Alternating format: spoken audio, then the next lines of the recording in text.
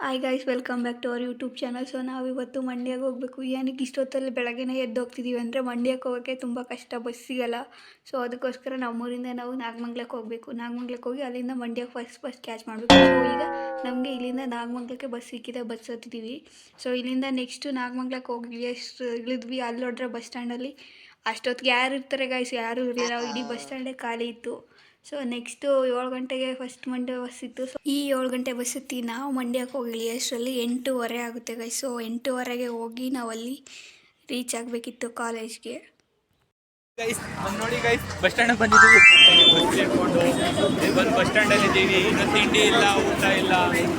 So ಮಂಡ್ಯಕ್ಕೆ ಬಂದು reach ಆಗಾಯಿತು. Mandya ಬಂದಮೇಲೆ ನೆಕ್ಸ್ಟ್ ನಮ್ಮ ಎಕ್ಸಾಮ್ ಸೆಂಟ್ರಿಗೆ ಹೋಗಬೇಕಿತ್ತು. ಸೊ ಅಲ್ಲಿಂದ ನಿಯರೆಸ್ಟೇ ಇತ್ತು. ಸೊ ಇದು ಕಾಲೇಜ್ ಎಂಟ್ರೆನ್ಸು. ಒಳಗಡೆ ಹೋದರೆ ಅಷ್ಟೊತ್ತಿಗೆ ಯಾರೂ ಬಂದಿರಲಿಲ್ಲ ಗೈಸ್. ಇನ್ನು 8:15ಗೆ ಯಾರು ಬರ್ತಾರೆ. ಸೊ ಅಲ್ಲಿಂದ ಒಂದು ವ್ಯೂ ನೋಡಿಕೊಂಡು ಕಾಲೇಜಿದು. ನೆಕ್ಸ್ಟು ನಾವು ಇನ್ನೂ ತಿಂಡಿ ತಿಂದಿದ್ದಿಲ್ಲ. ಸೊ ತಿಂಡಿನ ಅಲ್ಲೇ ಪಾರ್ಸಲ್ ತಂದಿದ್ವಿ. ಸೊ ಎಲ್ಲರೂ ಬಂದು ಒಟ್ಟಿಗೆ ಕೂತ್ಕೊಂಡು ತಿಂಡಿ ತಿಂದು ಒಂಚೂರು ತಿಂಡಿ ಆದರೂ ನಾನು ಮಾತ್ರ ಇನ್ನೂ ತಿಂಡಿ ತಿಂದಿರಲಿಲ್ಲ. ಇನ್ನೂ ಹಂಗೆ ನಿಧಾನಕ್ಕೆ ತಿಂತಿದ್ದೆ ಗೈಸ್. ಅದರಲ್ಲಿ ನನಗೆ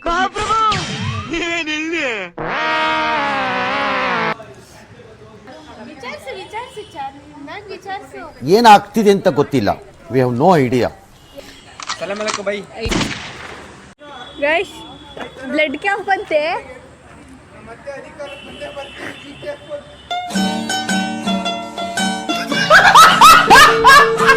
ಲೇಟೆಸ್ಟ್ ಎಂಟ್ರಿ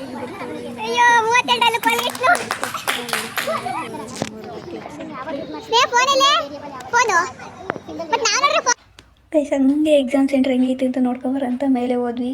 ಮೇಲೆ ಹೋದ್ರೆ ಯಾವ ರೂಮು, ಯಾವ ಬೆಂಚು, ಏನು ಎತ್ತ ಅಂತ ಒಂದು ಗೊತ್ತಿಲ್ಲ. ಹಂಗೆ ಕಾರಿಡಾರಿಂದ ಕೆಳಗಡೆ ಹ್ಯಾಂಗಲಲ್ಲಿ ನೋಡ್ತಿದ್ವಿ ವ್ಯೂ. ಸೊ ನೆಕ್ಸ್ಟು ಹಂಗೆ ಮುಂದೆ ಕ್ಲಾಸ್ ರೂಮ್ ಹುಡ್ಕೊತ ಹೋದ್ವಿ. ಯಾವ ರೂಮು ಯಾವ ನಂಬರ್ ಹಾಕಿದ್ರೆ ಅನ್ನೋದೇ ನಮಗೆ ಗೊತ್ತಾಗ್ತಿಲ್ಲ. ಸೊ ಹೇಳೂ ಇಲ್ಲ. ಸೊ ಅಣ್ಣ ಅದಕ್ಕೆ ಕಿಟಕಿ ಹತ್ತಿ ನೋಡಿ ಎಲ್ಲ ಎಕ್ಸ್ಪೆರಿಮೆಂಟ್ ಮಾಡ್ತವ್ರೆ ಗೈಸ್.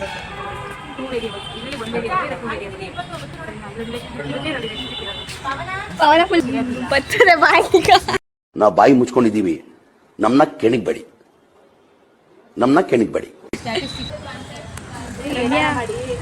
ನೀನೇ ತೋರಿಸ್ಬೇಕು, ನೀನೇ ಪಾಸಿಂಗ್ ಮಾಡಿಸ್ಬೇಕು. ಈ ಒಂದು ಅದ್ಭುತವಾದ ಕ್ಷಣಕ್ಕೆ ಭಾರತವೇ ಸಾಕ್ಷಿಯಾಗಿದೆ. ಕಾಲೇಜ್ಗೆ UG ಅವರು ನಿಧಾನಕ್ಕೆ ನಡ್ಕೊಂಡು ಬರ್ತವ್ರೆ. ನಮ್ಮವ್ರು ನೋಡಿದ್ರೆ ಇನ್ನೂ ಓದೋದು ಬಿಡ್ತಾನೆ ಇಲ್ಲ. ಎಕ್ಸಾಮ್ ಟೈಮ್ ಬಂದರು. ಸೊ ಗೈಸ್, ಎಕ್ಸಾಮಿಗೆ ಟೈಮ್ ಆಯಿತು. ಹಾಲ್ ಟಿಕೆಟ್ ತೊಗೊಂಡು ಬೇಗ ಹೋಗಬೇಕಿತ್ತು. ಸೊ ಅಲ್ಲೇನೋ ಮೇಘ ಪವನನ ಹತ್ರ ಏನೋ ಮಾತಾಡ್ತಿದ್ಲು ಆನ್ಸರ್ ಬಗ್ಗೆ ಏನೋ. ಸೊ ನೆಕ್ಸ್ಟು ಅಲ್ಲಿಂದ ಬಂದರೆ ಅಣ್ಣ ಒಂದು ಡೈಲಾಗು. ಸೊ ಗೈಸ್, ಎಕ್ಸಾಮ್ ಮುಗೀತು, ಆಚೆ ಬಂದ್ವಿ. ಸೊ ಅಲ್ಲಿಂದ ನೆಕ್ಸ್ಟು ಬ್ಲಡ್ ಕ್ಯಾಂಪ್ ಯಾರು ನಡೆಸ್ತಿದ್ದಾರೆ ಅಂದರೆ ಇವರು. ಅಲ್ಲಿಂದ ಬಂದರೆ ಆಚೆಗಡೆ ವ್ಯೂ ಇತ್ತು. ಎಲ್ಲರೂ ಆಲ್ರೆಡಿ ಹೋಗ್ಬಿಟ್ಟಿದ್ರು. ಸೊ ಈಗ ನಾವು ರೋಡಲ್ಲಿ ಹೋಗ್ತಿದ್ವಿ. ಎಲ್ಲೋಡ್ರು ನಮ್ಮ ಕ್ಲಾಸವರು ಇದ್ದರು. ಸೊ ಈಗ ಹೋಟ್ಲಿಗೆ ಹೋಗಬೇಕಿತ್ತು ಊಟಕ್ಕೆ. ಸೊ ಅದಕ್ಕೋಸ್ಕರ ಮೌರ್ಯ ಬಿರಿಯಾನಿ ಅಂತ ಹುಡಿಕೊಂಡು ಹೋಗಿ ಇವ್ರಿಗೆ ಅದೇ ಬೇಕು ಅಂತ ನಾನ್ ವೆಜ್ ಅವರು. ಸೊ ನಾವು ವೆಜ್ ಅವ್ರಿಗೆ ಏನೂ ಇಲ್ಲ guys. So non veg order ಮಾಡ್ಕೊಂಡು ಫುಲ್ ಬ್ಯಾಟಿಂಗ್ ಮಾಡ್ತಿದ್ರು ಗೈಸ್. ನೆಕ್ಸ್ಟು ನಮಗೆ ವೆಜ್ ಅವ್ರಿಗೆ ಏನು ಸಿಗುತ್ತೆ, ಲಾಸ್ಟಲ್ಲಿ ಏನಾದರೂ ರೈಸ್ ಸಿಗುತ್ತೆ. ಸೊ ನನ್ನ ಮೈಂಡ್ ವೈಸ್ ಯಾವಾಗಲೂ ಈ ಥರ ಇರುತ್ತೆ. ನರಕಕ್ಕಿಂತ ಇನ್ನೇನಾದರೂ ಅಕಸ್ಮಾತ್ ಏನಾದರೂ ಬಂದರೆ ಇವನು ಯಾರು ಯಮ ಏನಾದ್ರು ಬಂದು ನೋಡ್ಬಿಟ್ರೆ ನನ್ನ ಮಗ ನನಗಿಂತ ಚೆನ್ನಾಗಿ ಮಾಡ್ಬಿಟ್ಟವನಲ್ಲ ಇದನ್ನ ಅನ್ಕೊಂಡು ವಾಪಸ್ ಹೊಟ್ಟೋಗ್ಬಿಡ್ತಾನೆ ಅಂತ ಪ್ರೈವೇಟ್ ಜೈಲ್. ಊಟ ಆದಮೇಲೆ ಎಲ್ಲ ಖಾಲಿ ಮಾಡಿದ್ದಾರೆ ನೋಡಿ ಗೈಸ್, ಎಲ್ಲ ಬಕಾಸುರರು ವಂಶದವರು. ಅಲ್ಲಿಂದ ಆಚೆ ಬಂದು ನೆಕ್ಸ್ಟ್ ನಾವು ಬಸ್ ಹತ್ತಿ ಮಂಡ್ಯದಿಂದ ನಾಗಮಂಗಲಕ್ಕೆ ಹೋಗ್ಬೇಕಿತ್ತು. ನಾಗಮಂಗಲಕ್ಕೆ ಬಂದು ಇಲ್ಲಾಯಿತು, ಮಂಡ್ಯ ಗಾಡಿ ಸಿಕ್ತು. ಸೊ ಇಲ್ಲಿಗೆ ಇವತ್ತಿನ ಬ್ಲಾಗ್ ಎಂಡ್ ಆಯಿತು. ಇದು ನಮ್ಮ ಎಕ್ಸಾಮ್ ಬ್ಲಾಗ್ ಆಗಿತ್ತು. Thank you so much.